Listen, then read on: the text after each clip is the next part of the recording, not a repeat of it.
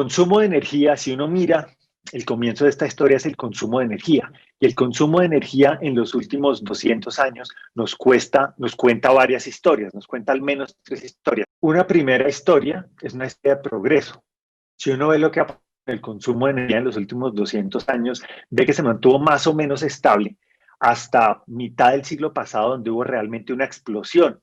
Esa explosión en el consumo de energía ha coincidido directamente con el progreso que ha tenido la humanidad. Progreso económico, progreso material, progreso social y disponibilidad y consumo de energía han ido muy de la mano.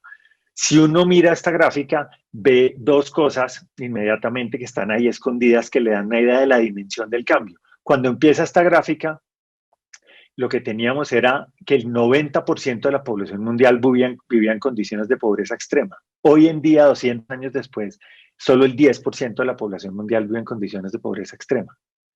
Y si uno mira el ingreso per cápita del mundo se ha multiplicado más de 7 veces. Luego, energía y progreso van muy, muy de la mano. Pero esta no es solo una historia de progreso, es también una historia de cambio tecnológico. Miren los mismos 200 años, ahí los colores nos muestran cuáles han sido los energéticos que se han ido consumiendo. Y lo que uno ve es que hasta finales del siglo XIX, lo que había era realmente la humanidad, la economía, el funcionamiento de la sociedad recaía en la biomasa, y la biomasa era realmente leña. Pero luego la entrada del carbón y la entrada del petróleo, que empiezan a volverse esa área gris y el área como azul oscura, empiezan a volverse crecientemente importantes y con esa importancia que adquieren esos dos energéticos, con la tecnología para extraerlos, con la tecnología para producirlos, lo que uno inmediatamente ve, lo que uno inmediatamente ve es cómo esa energía es capaz de poner las cantidades y de la manera que la humanidad la necesita para consumir. Más adelante vemos ya una participación creciente del gas y muy moderadamente hasta ahora vemos otros tipos de energéticos y sobre todo la presencia de los renovables. Entonces miren que si la anterior era una historia de progreso, lo que tenemos aquí es una historia de cambio tecnológico y de transición energética, como el mundo cambió su forma de consumir y de producir energía para poder progresar y desarrollarse como lo ha hecho hasta ahora. Sigamos.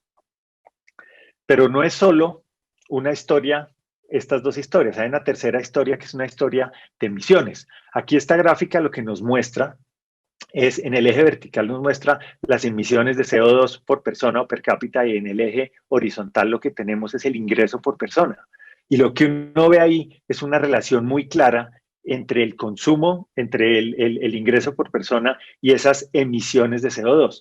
Luego, lo que esta historia nos está contando también es que a medida que la humanidad ha progresado, en la medida que la humanidad ha consumido más energía para progresar, también ha estado realizando muchas más emisiones de CO2 con las consecuentes dificultades que eso tiene para el ambiente. Sigamos. ¿Qué es lo importante en ese sentido? Esta gráfica lo que nos muestra son diferentes trayectorias de calentamiento global en función de las concentraciones de CO2, de gases de efecto invernadero que hay en la atmósfera. Estos son las proyecciones que salen del trabajo del panel intergubernamental de cambio climático, que agrupa una gran cantidad de científicos. Y lo que es importante de este panel es mostrar que dependiendo de las decisiones que tomemos, vamos a irnos por una u otra trayectorias además que tienen todavía un alto grado de incertidumbre. Si ustedes ven, esto no es una línea, sino son unas barras gruesas porque hay muchas cosas que todavía no sabemos. Pero lo que es importante de esta gráfica es que los países, ante esa preocupación, han decidido hacer compromisos de cambio climático, han decidido hacer unas políticas de cambio climático, y eso está dominando la discusión hoy en día. Entonces, fíjense que a diferencia de la transición que acabamos de ver de estos últimos 200 años, que fue la economía y la sociedad funcionando sola, esta es una transición energética que está impulsada por la política pública. La política pública está diciendo, queremos hacernos compromisos y esos compromisos nos pueden llevar a diferentes sitios. Ustedes ven ahí en la gráfica que hay un año donde no se hace nada, lo que podría pasar en términos de calentamiento, con las políticas actuales, compromisos, multiplicidad de opciones en función de lo que decían finalmente hacer los países, pero lo cierto es que este es el tema que está dominando la transición en este momento. Sigamos.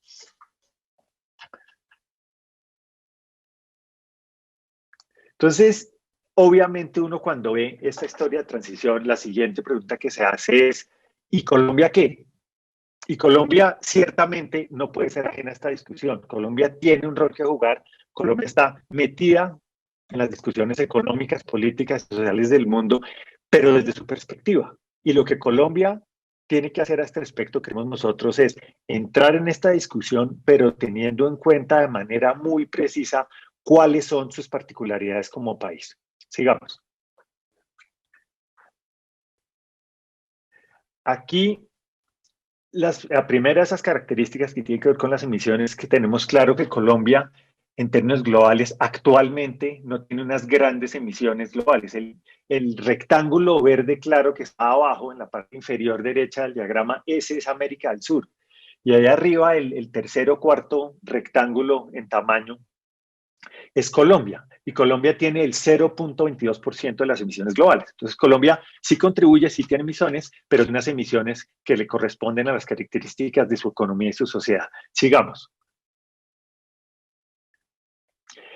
El otro elemento asociado con las emisiones es que Colombia no solo emite, pues, sino que emite distinto. En el lado izquierdo, ustedes ven cuál es la composición mundial de las emisiones.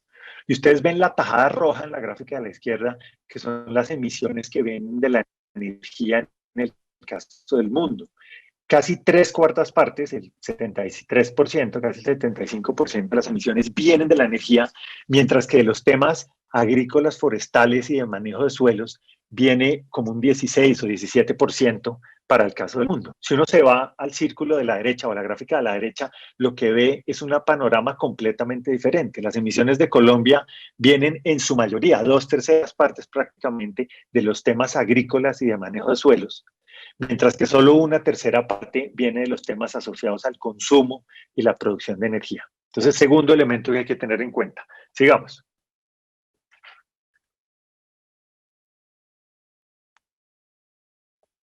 Entonces, si bien emitimos poco y nuestras emisiones se generan de una manera diferente, el otro elemento que es importante tener en cuenta es que sí somos vulnerables al cambio climático. Estos dos mapas que están aquí, que no importa tanto el nivel del detalle, porque el mensaje más importante son esos números que están ahí, el 33 y el 66 en cada uno de los mapas, que esto es entre 180 países, qué tanta vulnerabilidad y qué tanto riesgo tenemos a los eventos de cambio climático.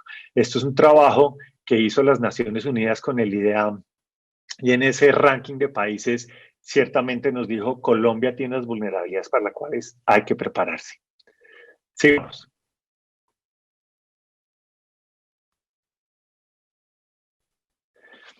Ahora, cuando uno mira ya la energía propiamente dicha, más allá de las emisiones, uno de los elementos, el principal elemento que surge del caso colombiano es que nosotros consumimos muy poca energía. Esto es el consumo por persona de Colombia frente al mundo. Siempre hemos estado por debajo. Eh, y Colombia es la mitad del consumo per cápita o por persona que puede tener el mundo en energía. Entonces somos un país en que nuestra industria no es tan intensiva, o nuestros sectores productivos no son tan intensivos en consumo de energía, entonces nuestro consumo de energía por unidad de PIB o por unidad de producto no es muy alto. Nuestros hábitos de consumo de los hogares tampoco lo son y nuestros niveles de desarrollo tampoco nos llevan ahí. Entonces, tenemos que tener en cuenta que somos consumidores, consumimos poco, pero además lo hacemos con una baja eficiencia. En eso, la UBME, y ahí Cristian nos podrá contar más después, la UBME tiene unos estudios muy buenos que muestran las brechas que hay en eficiencia y lo que todavía tenemos que avanzar en transporte, en industria, en los hogares. Hay unas brechas enormes. Sí.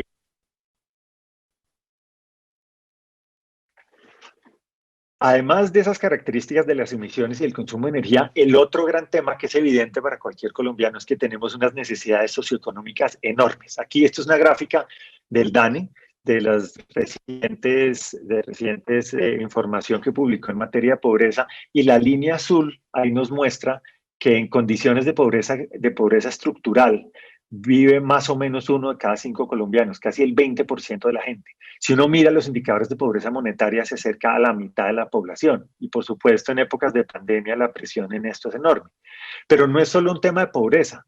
Si uno mira la distribución del ingreso de Colombia, está entre las 15 peores del mundo. Somos un país muy desigual, en donde tenemos unos retos muy grandes, tenemos problemas además en nuestra tasa de desempleo. Los jóvenes, por ejemplo, nuestra informalidad también tiene unos niveles muy elevados. Y eso para no hablar de las inversiones adicionales que hay que hacer, no solo en crecer y en crecimiento incluyente, sino en mejorar nuestra infraestructura, nuestra competitividad. Hernando José Gómez, que va a estar en el panel, él ha estado trabajando los temas de competitividad durante mucho tiempo y seguro tendrá mucho que decirnos a este respecto, pero ahí Colombia tiene una tarea grande por hacer. Sí crecemos por encima del promedio de la región, pero no crecemos todo lo que deberíamos o lo que quisiéramos para atender estas necesidades. Y estas necesidades dependen en buena manera de la inversión del gobierno y que hagan pues tanto a nivel nacional como a nivel local. Sigamos. Y finalmente, una alta dependencia fiscal de la energía. Para nadie es un secreto que entre utilidades de Ecopetrol que le transfiere a la nación, entre regalías que generan los energéticos, el carbón, el gas y el petróleo, entre los impuestos que paga el sector, se pueden generar fácilmente 2 puntos del PIB. Ha habido momentos de precios altos donde 2/3 partes de la inversión pública se ha podido pagar con recursos de este tipo, entonces hay una altísima dependencia fiscal.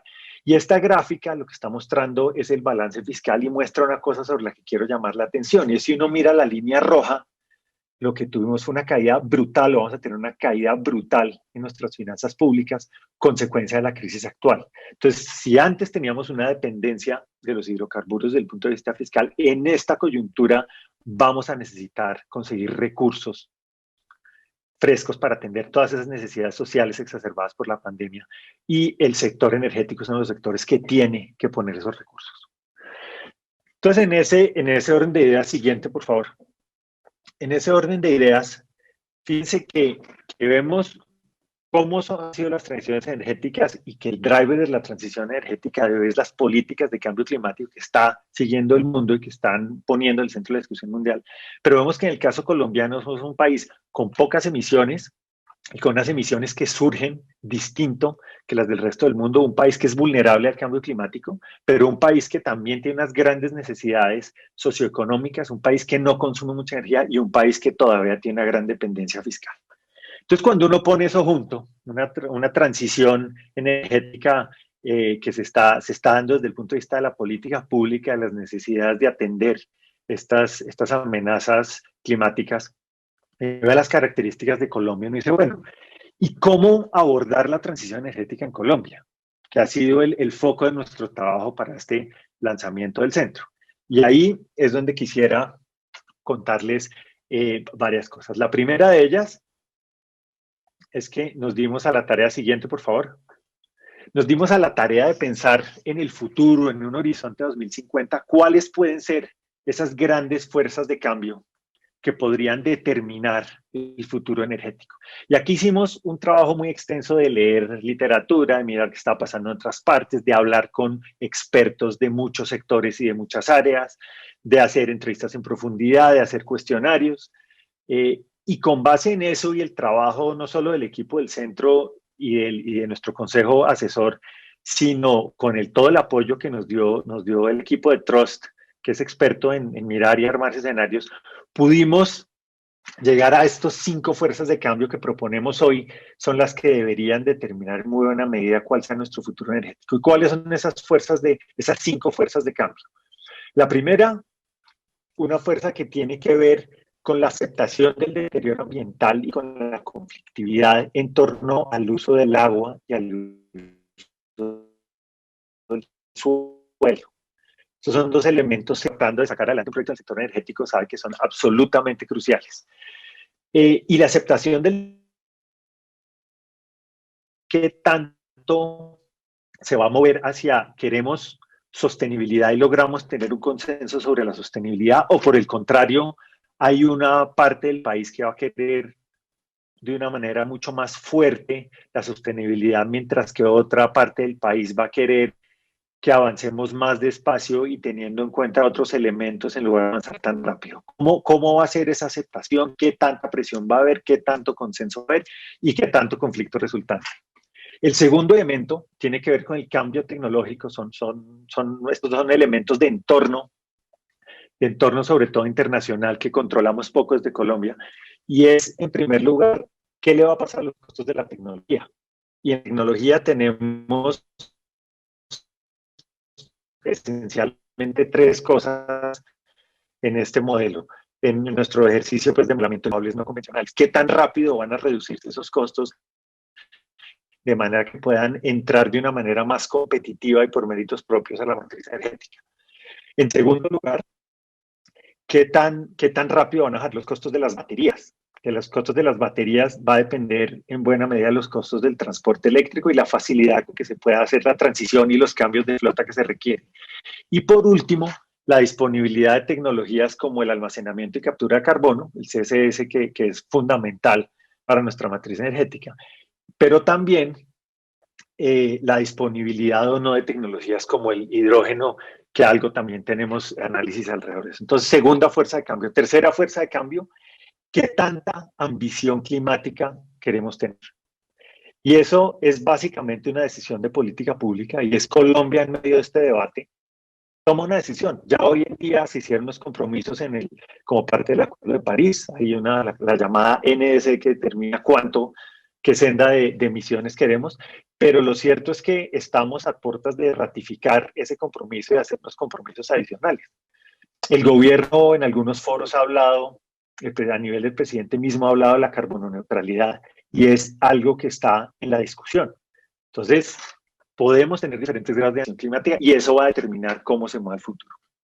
En cuarto lugar, el tema de crecimiento económico y finanzas públicas. Desde luego, el crecimiento económico es clave porque la demanda de energía va muy de la mano con el crecimiento económico.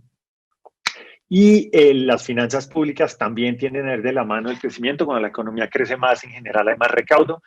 Pero no es el tema de las finanzas públicas, también está relacionado con el gobierno, con qué tanta seriedad va a tratar de mantener los balances fiscales y hasta qué punto va a hacer gasto sabiendo que tiene cómo pagarlo o hasta qué punto no. Y por último, algo fundamental más para esta cumbre, que es el acceso a nuevas fuentes de hidrocarburos. Y esto se refiere principalmente a los yacimientos no convencionales y a los yacimientos, los recursos que pueda haber en aguas profundas, que como todos ustedes saben ha sido un debate muy difícil que se ha venido dando en el país en los últimos, yo diría que en los últimos años. Entonces fíjense que ahí hay 5 fuerzas de cambios, unas de entorno, conflictividad y consenso ante qué estándares ambientales deberíamos tener, uno de cambio tecnológico y precios, que no lo mencioné, precios de los hidrocarburos, que van a determinar qué tan rentable va a ser acceder a ciertos recursos, qué tan ambiciosas van a ser nuestras metas de reducción de emisiones, cómo va a crecer nuestra economía y el manejo de nuestras finanzas públicas y qué acceso a hidrocarburos, nuevas fuentes de hidrocarburos tenemos. ¿Qué hicimos con estas fuerzas de cambio? Nos dimos a la tarea de construir unos escenarios. Decidimos construir 4 escenarios. Y los escenarios tienen una enorme ventaja. Y la ventaja que tienen los escenarios es que le permiten a uno hacer 2 cosas. Le permiten explorar el futuro sin estar haciendo una recomendación y sin estar haciendo una proyección. Nosotros con esos escenarios no estamos diciendo qué tan probable que uno u otro ocurra, ni estamos tampoco diciendo que eso es lo que debería ocurrir. Lo que estamos haciendo es más presentando un menú, como en un restaurante, un menú para que sirva para discutir y ver, ok, si nosotros quisiéramos esto, entonces implicaría esto, pero si queremos esto otro, implicaría estas otras cosas. Esa es la ventaja de un modelo, de un esquema de escenarios. Entonces veamos cuáles son esos 4 escenarios que construimos con esas fuerzas de cambio. Sigamos, por favor. El primer escenario lo llamamos un escenario conflictivo. Ese escenario conflictivo lo que nos dice es que pasan varias cosas. Es un escenario en que el país se enreda en su conflictividad, la polarización que hemos vivido se sigue dando, se desborda, y nos impide que haya unos consensos en torno a con qué estándares y de qué manera se deberían hacer los proyectos. Y esto no solo impide que se hagan algunos de los proyectos energéticos, sino los encarece los que se pueden hacer por esas dificultades de tener un consenso de manera de operar. El crecimiento económico de largo plazo, el crecimiento potencial empieza a converger a final de la década 2.3%. Eso es muy por debajo del crecimiento que hemos tenido. Eso es dramático para un país como Colombia, pero eso sería el resultado de que nos enredamos en el propio conflicto y el gobierno mismo no es capaz de, o el país mismo no es capaz de coordinarse económicamente en términos de inversiones, funcionamiento del Estado para crecer lo que deberíamos, y se manejan mal las finanzas públicas. Esto sería muy seguramente gobiernos que tratarían de gastar sin pensar cómo lo financian y donde esto pues daría al traste con buena parte de la estabilidad macroeconómica de la que hemos gozado por años. Tendríamos bajos precios de hidrocarburos. Sería un escenario que además estaría acompañado por unos precios de hidrocarburos que no son los más conducentes a que puedan salir los recursos más costosos y que además los costos de la tecnología caen muy despacio. Finalmente, la conflictividad explícitamente implicaría que no se puede tener acceso a yacimientos convencionales ni a los recursos que hay en aguas profundas. Entonces, fíjense que este es un escenario en que nos enredamos en el conflicto, por eso llamamos conflictivos, nos enredamos en la polarización, no somos capaces de encontrar salidas y nos vienen este tipo de cosas. Bueno, entonces, en ese escenario, ese segundo escenario que llamamos escenario ambicioso, es un escenario en el que, y por eso la foto, es un escenario en el que un poco aspiramos a volvernos o tratar de ser como un país escandinavo. Es que logramos unos consensos en torno a unos estándares ambientales que son muy altos, que eso le da vía libre a los proyectos con estándares más elevados, lo cual implica unos mayores costos en términos de estándares. En términos de emisiones, alcanzamos el pico de emisiones en 2030 y tenemos carbono neutralidad 2050. Tenemos un crecimiento económico muy bueno, muy bueno, que es del 4 a 3%, muy por encima de lo que hemos visto. Logramos a partir de ese consenso, de esas aspiraciones, de ese país sincronizado lo público y lo privado, logramos crecer a estas tasas y las finanzas públicas se manejan bien. También en este escenario consideramos que hay un entorno de precios bueno para la Internacional de Precios de Hidrocarburos y que el cambio tecnológico también es acelerado, que se siguen viendo unas caídas tan rápidas en los costos de la tecnología como se han visto en los últimos años. Tenemos parte de producto de ese consenso, tenemos acceso a los yacimientos no convencionales y a los yacimientos y a los recursos que hay costa afuera. Entonces, aquí hay dos escenarios muy distintos, uno en que nos enredamos en el conflicto y otro en el que aspiramos a tener estos cambios ambientales, estos estándares ambientales altos con mucho crecimiento económico y con producción de hidrocarburos como lo hace un país como Noruega. Luego tenemos dos escenarios que no están en los extremos, que son más intermedios. Uno se llama el escenario turbulento y la turbulencia aquí la da lo siguiente. Estos dos escenarios tienen un crecimiento económico parecido, que se parece al que hemos tenido más recientemente, que es cercano a un poco por encima del 3%. Y aquí escenarios tiene que ver con la conflictividad, tiene que ver con la tecnología y tiene que ver con la disponibilidad de hidrocarburos. Entonces, en el escenario que se llama turbulento, la turbulencia viene de que hay un poco más de conflictividad, hay menos acceso a fuentes de hidrocarburos, es un escenario malo en reservas sin fuentes de hidrocarburos, y es un escenario en que la tecnología no marcha tan bien. Pero es un escenario en que nuestras ambiciones climáticas no son tan fuertes. Entonces, estos escenarios intermedios, los dos tienen un crecimiento similar, pero se diferencian en el acceso a los hidrocarburos y en el cambio tecnológico, y se diferencian también en que tantas ambiciones climáticas tenemos. En el turbulento menos, y en el que sigue, que es un escenario más tranquilo, no tenemos un entorno que es mucho más conducente al cambio, tenemos un entorno donde podemos ser más ambiciosos climáticamente, y es un escenario en el que la tecnología y los precios de los hidrocarburos nos funciona, nos permite tener acceso a los recursos plenos de hidrocarburos que hay en el país. Entonces, en síntesis, Lo que podríamos ver de los escenarios ya para usar el tiempo que me queda en contarles de las implicaciones que podrían tener, los podríamos resumir así. Esto fue un buen análisis que nos ayudó a hacer Ernesto para presentar en esta parte final para poder organizar la presentación de escenarios. Entonces, fíjense que aquí tenemos dos ejes. En el eje vertical es el entorno. Aquí vemos el entorno es más positivo. Eso quiere decir que la tecnología, los precios y crecimiento funcionan mejor. Y este es un entorno muy negativo, que es lo contrario. Y en el eje horizontal es qué tanta ambición climática tenemos. Aquí tenemos poca ambición climática, aquí tenemos mucha ambición climática. Aquí uno ya de entrada rápidamente lo que ve es que el escenario conflictivo es muy malo en ambas dimensiones, el escenario ambicioso es muy alto en ambas dimensiones, y los dos intermedios, el tranquilo se parece mucho en ambición climática, pero tiene un entorno un poco menos bueno. El turbulento tiene una ambición climática intermedia y el entorno es mucho menos bueno que el tranquilo de la ambición. Entonces, esto nos debería dar una idea de que hay unas diferencias entre escenarios que así se ven. Muy bien. Con esos escenarios construidos nos dimos a la tarea de modelarlos. Aquí no me voy a tener, pues sería el equivalente a abrir la tapa del motor del carro para hablar del motor y no quiero hacer esto, pero solo me gustaría mencionar que nuestras herramientas de modelamiento son, por un lado, un modelo del sistema energético, que es el que ven a la izquierda, donde está todo el detalle de las relaciones entre energéticos, tecnologías, consumos, eficiencias, emisiones. Es un modelo construido de abajo hacia arriba con muchísimo detalle.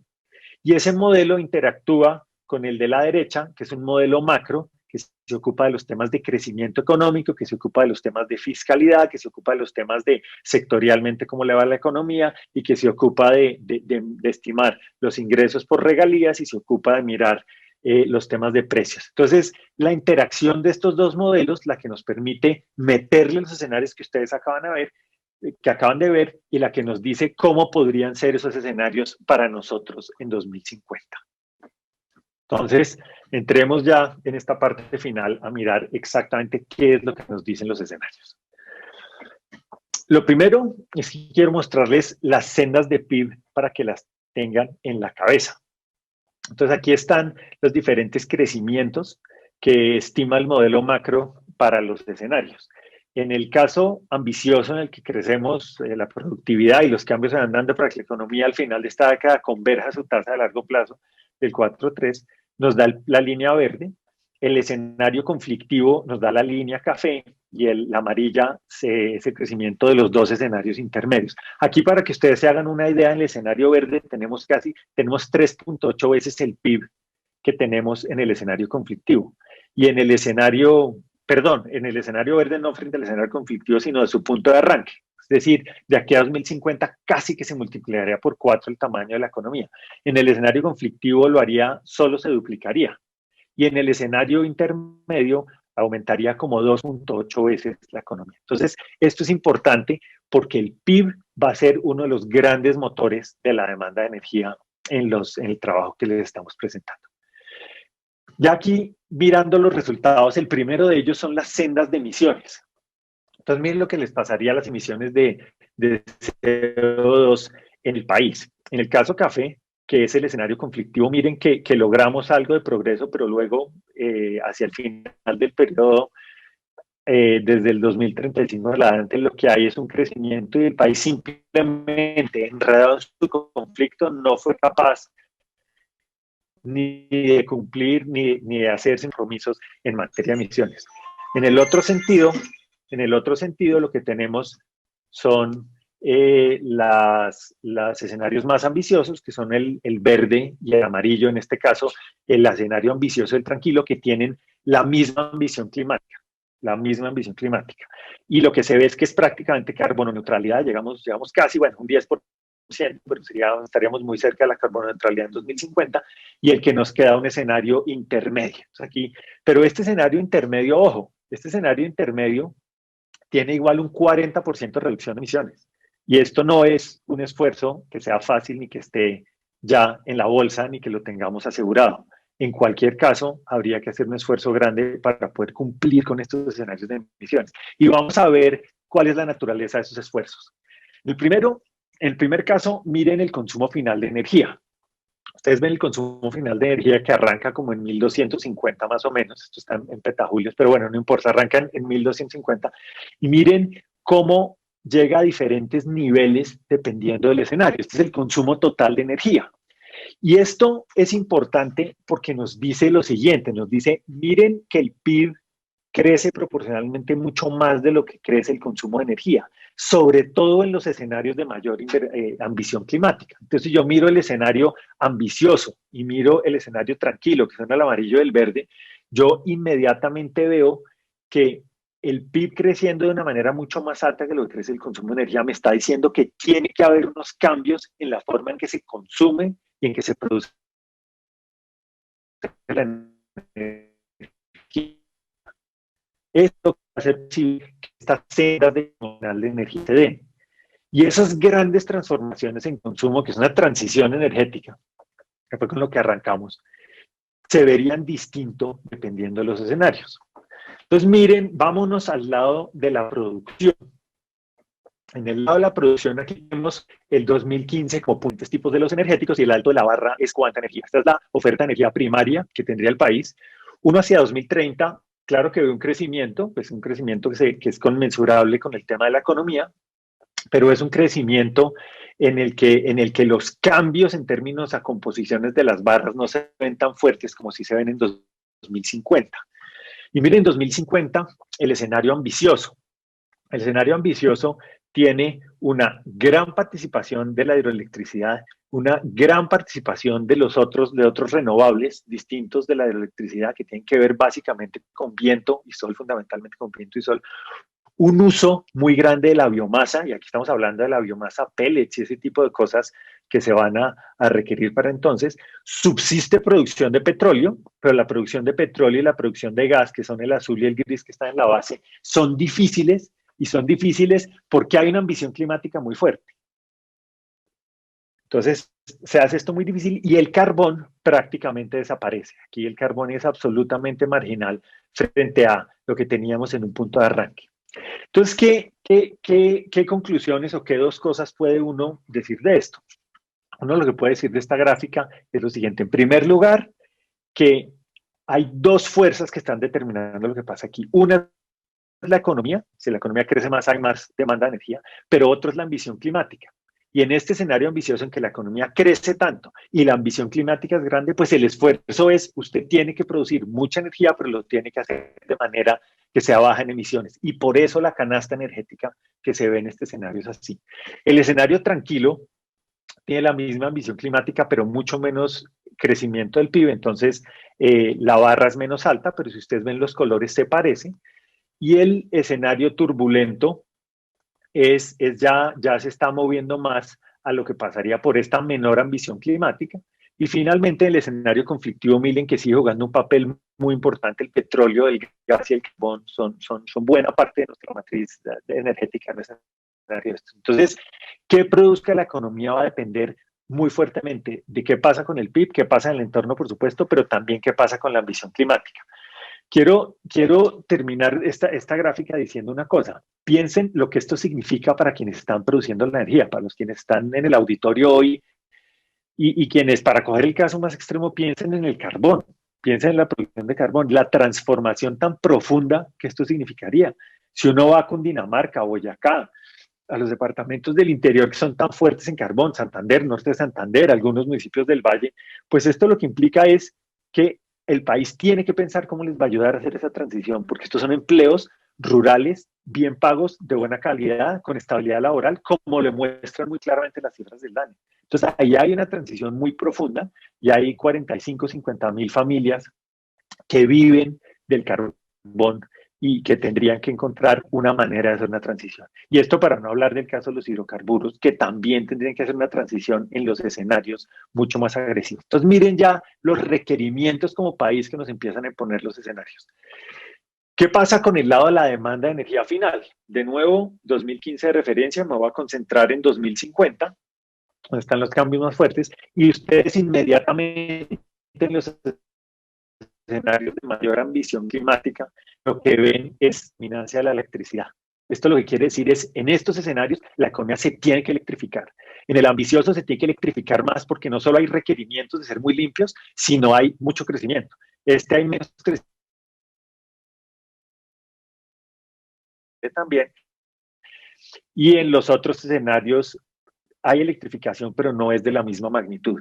Fíjense que el diésel y la gasolina subsisten en todos los escenarios, inclusive en el más ambicioso, porque hay parte de esa demanda de transporte la cual va a seguir requiriendo de diésel y gasolina.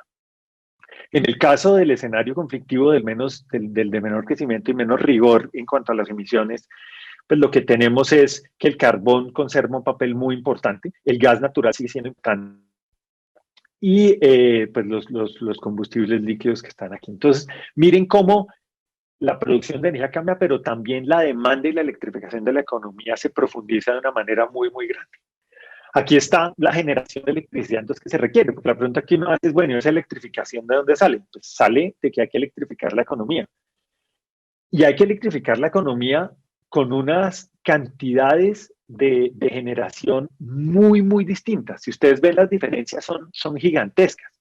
Y si uno mira la composición, miren cómo es la composición del parque de generación que habría en los distintos escenarios. Miren el escenario ambicioso, lo que tendríamos es hidro en la base, tendría que crecer, mírenlo frente a 2015, tendría que crecer enormemente, pero los otros renovables se toman la generación de energía.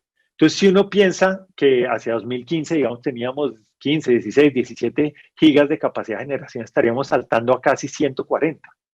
¿Por qué? Porque el país se tiene que sobreinstalar, porque los renovables no convencionales son intermitentes y necesitamos tal cantidad de energía limpia, porque crecemos mucho y tenemos mucha ambición, que necesitamos sobreinstalar el país para poder atender esa demanda. En el tranquilo la historia es parecida, pero como hay menos demanda, entonces se requiere un poco menos de electricidad. En el turbulento también, a pesar de que hay menos crecimiento, menos ambición climática también.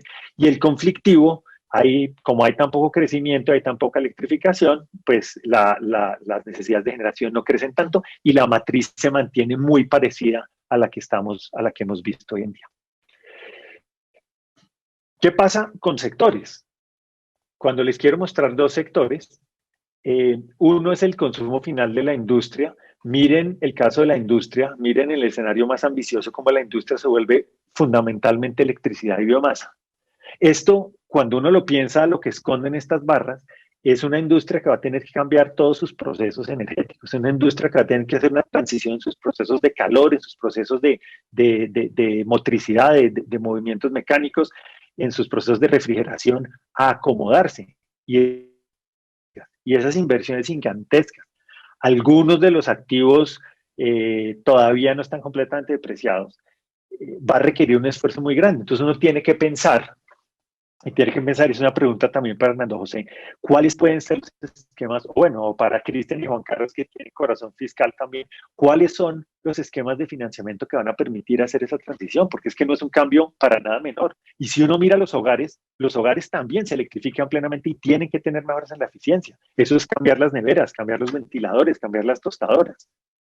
Eso no es un esfuerzo para nada menor en unas condiciones como las tiene Colombia. En los otros escenarios, hay también obviamente un esfuerzo y hay que hacer un cambio tecnológico, pero de una magnitud muy distinta, lo cual permite pues acomodar esos cambios más fácil.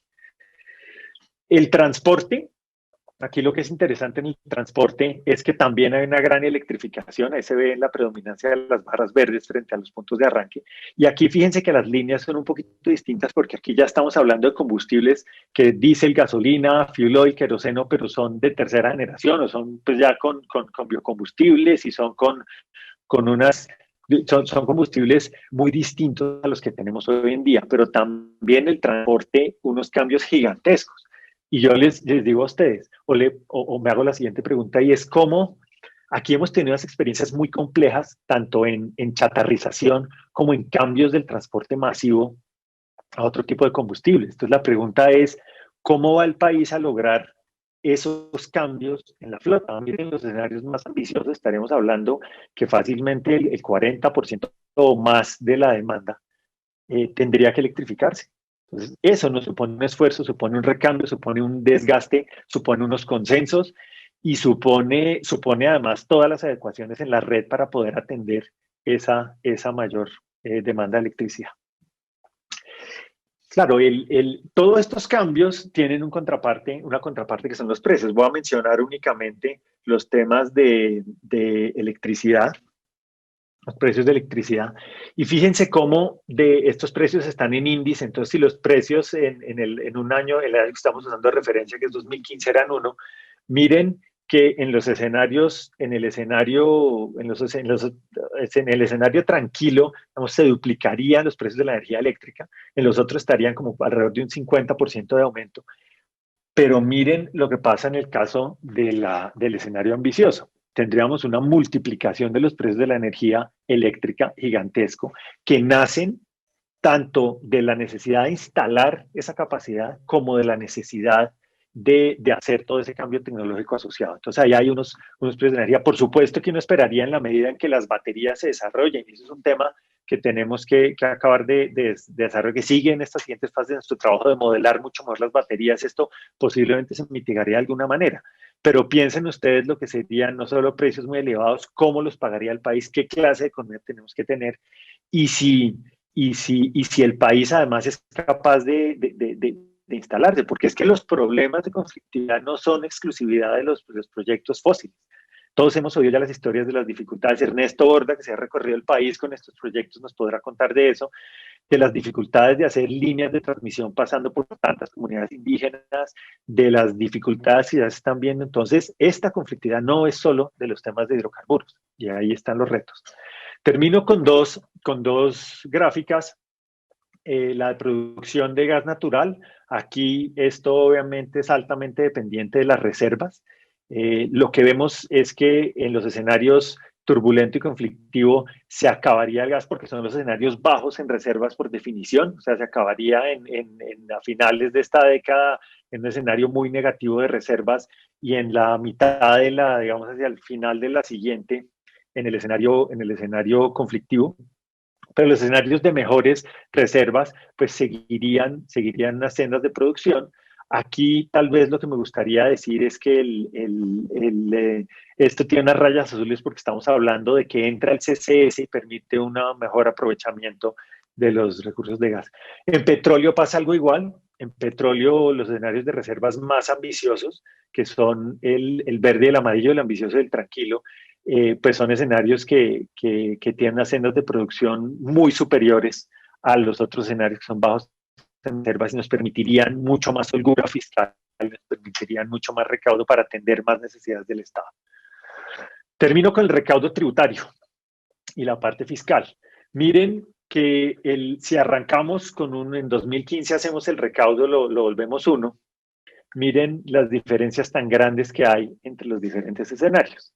Entonces, el recaudo, estamos hablando que es 2.65 veces en el escenario conflictivo. O sea, sí hay un aumento del recaudo porque la economía igual crece, pero estamos hablando de unas diferencias muy, muy grandes en lo que llegamos en materia de recaudo en los distintos escenarios.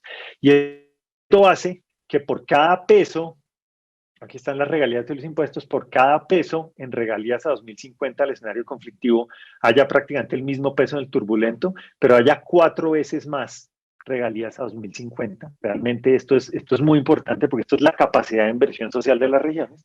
Y en el caso de impuestos también hay una diferencia muy significativa en 2050, es que por cada peso recaudado en el escenario conflictivo, pues tendríamos 1,80 en el escenario bueno. En síntesis, para cerrar y poderle dar paso al conversatorio, fíjense que cuando lo que hemos visto aquí es una historia de transición en los últimos 200 años que nos ha llevado a una segunda historia de transición que está dominada por la política de cambio climático y las preocupaciones de los países y lo que se está haciendo al respecto.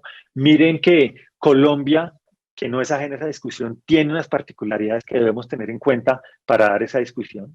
Miren que una manera de pensar en la transición puede ser construyendo escenarios como lo hemos hecho. Y esos escenarios nos dan una visión rica de lo que puede ser el futuro y nos permite sobre todo ver todas esas disyuntivas y los sacrificios y los esfuerzos que hay que hacer. Y en ideas es muy importante tener en cuenta que la senda de transición energética que escojamos va a tener implicaciones muy profundas, muy, muy profundas. No hay cambios libres de sacrificios. Eso es una verdad que le enseñan en economía, pero que pareciera olvidarse muchas veces en estas discusiones, en que uno oye discusiones en que se dice que esto casi que sería un tema de tener un poco de voluntad política, tampoco es tan difícil. Y pues la verdad, para el sector energético habría que hacer un esfuerzo muy grande y habría que preguntarse qué tan preparados estamos para los escenarios más viciosos, qué tan rápido tenemos que hacer esos cambios, si todo el esfuerzo de reducción de emisiones que se ha mostrado acá en el sector de hacerlo otros hombres, y como decía ayer Brigitte Baptiste en una columna muy buena que escribió en La República, decía que nuestro problema realmente es en la deforestación y en la protección de la biodiversidad. Creemos que tiene que centrarse menos en si el cambio climático es un problema real o no, que lo es, y más en las disyuntivas, los requerimientos que tiene que tener el país para hacer las transiciones y la preparación que hay que tener y en poder hacerla a tiempo.